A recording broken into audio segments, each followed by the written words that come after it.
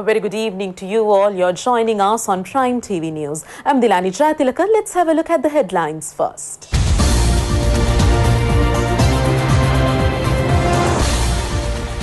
President says it is the onus of everyone to take action to alleviate poverty. Party leaders are discussing the provincial council election.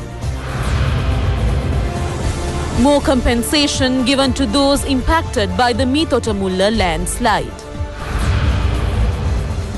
Imran Khan wins the Pakistani election.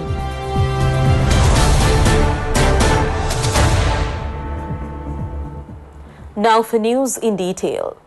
The President has emphasized that it is the responsibility of everyone to take action to alleviate poverty from the people. The President laid this emphasis in Ratnapura last afternoon.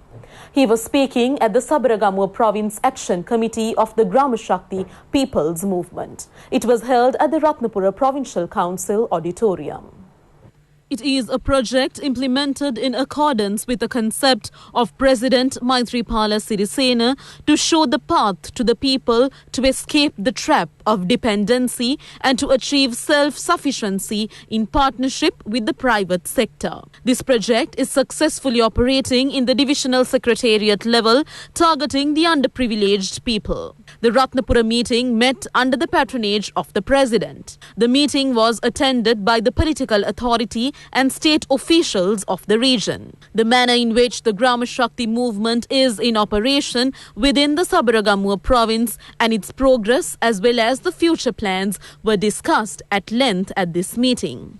Attention was drawn to the problems faced by the people of the area, finding immediate solutions to them. During this discussion, the President said that the necessary grants for the immediate implementation of a proposal for the construction of night trading park with trade stalls in Kagalla will be provided. It will cost around 65 million rupees and a sum of 25 million rupees is scheduled to be released during next week for the first stage. The President said that the grant required for the immediate implementation of the proposals presented for development activities in the Ratnapura district will be provided. Special attention was directed at this meeting to the issue confronted by industrialists in the province due to the lack of a proper market for Kitul-based products. The President handed over grants to the Ratnapura and Kagalla district secretaries as the first installment to be provided for the Gram Shakti People Societies.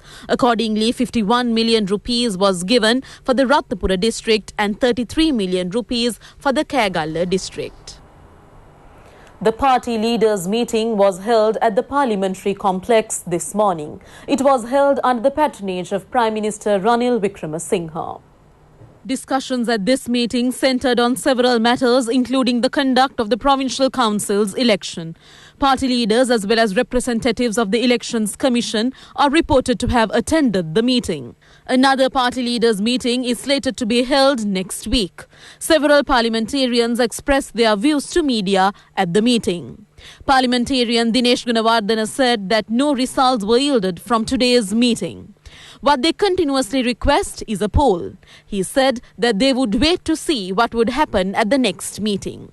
Minister Mano Ganeshan said that if the joint opposition is agreeable, they should say that the election should be held according to the old system. If they are prepared for the new system, it has to be prepared. He said that he recently met Mahinda Rajapaksha at the parliamentary complex and were prepared for the election according to any system, and if there is delay, they do not mind going for the election according to the old system. But Dinesh Gunawardena is against the old system. Another stage of granting compensation to families impacted by the Mitotamulla garbage landslide has been implemented. Houses have already been granted to families affected by the landslide. The handing over of compensation due on behalf of lands took place under the patronage of parliamentarian S.M. Marikkar. Compensation was handed over to 61 families. Expressing his views on the occasion, parliamentarian S.M. Marikkar said compensation would not have been paid immediately if not for the interest displayed by the President and the Prime Minister. Also, another job is left for the President in this task. It is to submit the report of the Commission to courts. It has cited 2 persons and 5 establishments as wrongdoers. The issue will not end until they are sent to jail. Those impacted by this ordeal can be satisfied only when action is being taken against them. The Court of Appeal fixed for August 1st the date for the consideration of the petition filed seeking a court order to remove the 23 members elected to the Maharagama Urban Council after contesting the local government election from an independent group under the motorcycle symbol. There is also information on more court cases.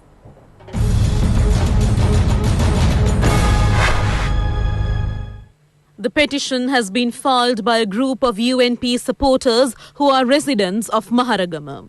It was taken up for consideration before President of the Court of Appeal Preeti Padman Surasena and Justice Arjuna Obesekara. The petitioners claim that a majority of the candidates elected to the Maharagama Urban Council after contesting from the motorcycle symbol as Independent Group 2 are not residents of Maharagama. The petition also claimed that as per the Local Authorities Election Act, only a person residing within limits of a local government institution can contest for a seat in that local authority. As such, the petitioners request the court to issue an order removing them from their positions of Maharagama UC members. Dates have been fixed for the consideration of the appeals petition filed in the Supreme Court by Northern Province Chief Minister C.V. Vigneshwaran. It will be taken up for consideration on the 5th of September. The petition has been filed challenging the ruling given by the appeals court enforcing continuity of B. Denishwaran, who served as the Fisheries and Transport Minister of the Northern Provincial Council in that position. The appeals court earlier issued an interim order preventing the implementation of a decision taken by the Northern Chief Minister to remove Mr. Denishwaran from that post.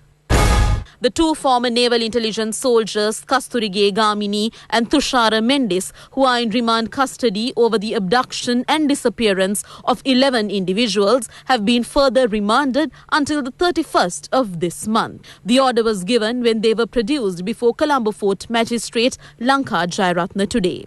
The magistrate ordered the Criminal Investigations Department to continue investigations into the incident and report the progress on the 31st of this month. The suspects have been arrested with regard to the abduction and disappearance of 11 individuals during the period 8th August to September 17th in the year 2008. A group of suspects, including former naval media spokesman Commodore DKP Dasanayaka, with respect to the case, have been released on bail.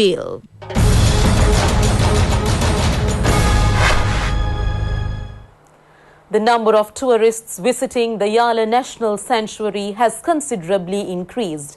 The Policy Development Office of the Prime Minister's Office said that the number, which stood at 43,368 in the year 2008, had increased to 5,405,007 by the year 2015. The office has made this reference releasing the progress report on the Yala National Park Security Task Plan. The Yala Sanctuary, which is internationally popular, has won the attraction of both the local and foreign visitors throughout the year. The main attraction of the visitors is the endemic tiger species. At least 250 vehicles enter the sanctuary daily. The Policy Development Office says that this figure exceeds 700 during holidays. A plan to enhance the tourist experience of the park is also in place. 10 trainers leaving for Japan for internships have been offered air tickets. The tickets were given by Minister of Telecommunication and Information Technology, Harin Fernando. This is the second batch that will be leaving for Japan. These trainees were in part with residential training at the Ratnapura Training Center for a period of 4 months. They were educated in Japanese and Japanese customs as well as culture. Parliamentarian Dylan Pereira has said that those who claim to be contesting for the next presidential election should be cautious of those around them. He made this reference at a media conference organized by the Sri Lanka Freedom Party group of 16 parliamentarians at the party office today.